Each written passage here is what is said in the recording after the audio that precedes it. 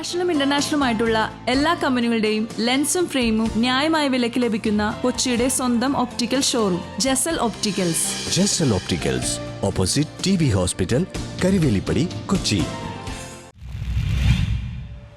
Dialysis രോഗികൾക്ക് സൗജന്യ physiotherapy പരിശീലനം മേയർ VK മിനിമോൾ ഉദ്ഘാടനം ചെയ്തു. പെരുമ്പടപ്പ് ഫാത്തിമ ആശുപത്രിയുടെയും ഫാദർ മുള്ളർ മെഡിക്കൽ കോളേജ് മാംഗ്ലൂരുവിന്റെയും നേതൃത്വത്തിൽ സർക്കാർ സ്വകാര്യ ആശുപത്രികളിൽ ഡയാലിസിസ് ചെയ്യുന്ന സഹോദരങ്ങൾക്ക് ഡയാലിസിസിന് മുൻപും പിൻപും ചെയ്യാവുന്ന ഫിസിയോതെറാപ്പി രീതികൾ പഠിപ്പിക്കൽ പരിപാടി കൊച്ചി മേയർ VK മിനിമോൾ ഉദ്ഘാടനം ചെയ്തു. ഫാത്തിമ ഹോസ്പിറ്റലിലെ എല്ലാം വിശേഷിപ്പിക്കുന്ന ഞങ്ങളുടെ പ്രിയപ്പെട്ട സിജുവച്ച, പ്രിയപ്പെട്ട Asian councillor Raheena Hussain, father Muller medical college Mangalore head of department Mrs Rinku Roshan അടക്കം ഈ വേദിയിലുള്ള ബഹുമാനരായ father Antony, father Peter, doctor Vijesh, doctor Ajay Kumar, doctor Shri Ganesh അടക്കം ഏറെ വിശിഷ്ടരായ ബഹുമാനിയെ ഇവിടെ എത്തിച്ചേർന്നിരിക്കുന്ന ഏറെ പ്രിയപ്പെട്ട സഹോദരി സഹോദരന്മാരെ, പ്രിയപ്പെട്ട സഹപ്രവർത്തകരടക്കമുള്ള സുഹൃത്തുക്കളെ, എല്ലാവർക്കും നമസ്കാരം. ഏറെ സന്തോഷത്തോടു കൂടിയുള്ള ഒരു ദിവസമാണ് ഇന്ന്. യഥാർത്ഥത്തിൽ അച്ഛൻ എന്നെ വിളിക്കുമ്പോൾ പിന്നെ വേറെ ഒരു പരിപാടി ഇല്ലാതെ രാവിലെ ഇവിടുത്തെ പരിപാടി ഒരു വരുമാനത്തിൻ്റെ പരിപാടി മാത്രമേ കിട്ടുന്നില്ലായിരുന്നു.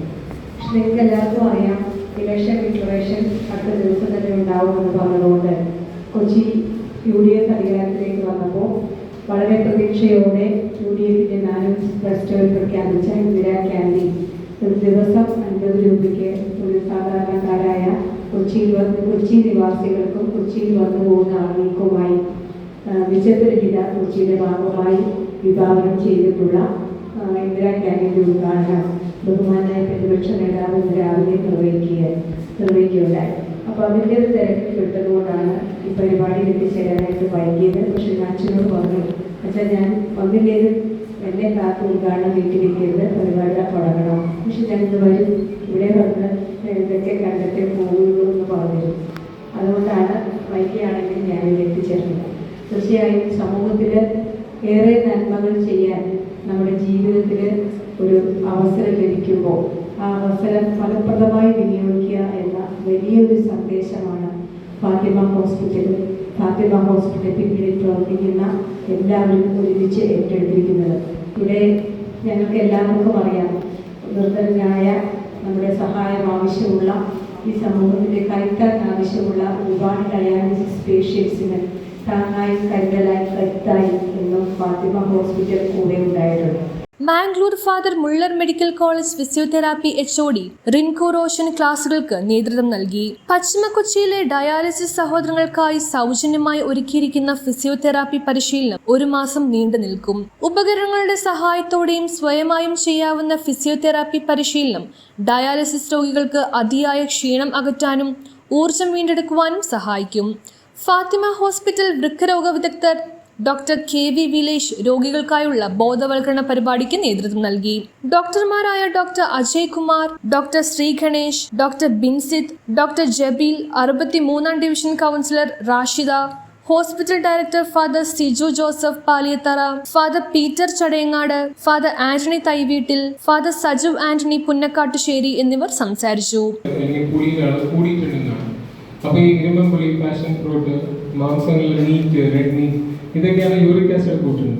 അപ്പോൾ നമുക്കറിയാം, ഇന്ന് ഞാൻ ഈ പ്രാവശ്യം ആഴ്ചയിൽ സപ്പോസ് 2 ദിവസമാണ് മട്ടൺ ചിക്കൻ ഒക്കെ കഴിച്ചിട്ടുണ്ടെങ്കിൽ ചിലപ്പോൾ ക്വാണ്ടിറ്റി കുറയ്ക്കും, കഷ്ണങ്ങൾ കുറയ്ക്കുക, അല്ലെങ്കിൽ നമുക്ക് ആഴ്ചയിൽ ഒന്ന് നമ്പർ കുറയ്ക്കുക. പക്ഷെ പ്രോട്ടീൻ കഴിക്കാതിരിക്കരുത്. റിപ്പോർട്ട് ചിലർ പറയാൻ ക്രിയാറ്റിൻ കൂടും, അതുകൊണ്ടാണ് ഞാൻ കഴിക്കാത്തത്. അതും തെറ്റിദ്ധാരണയാണ്. ക്രിയാറ്റിൻ നമുക്ക് ഡയാലിസിസ് പേഷ്യന്റ് 10ന്റെ താഴെ മതി. യൂറിയ. ഞാൻ ഡോക്ടർ ശ്രീ ഗണേഷ്, ഇവിടുത്തെ ഓർത്തോപെഡിക് ഡോക്ടറാണ്.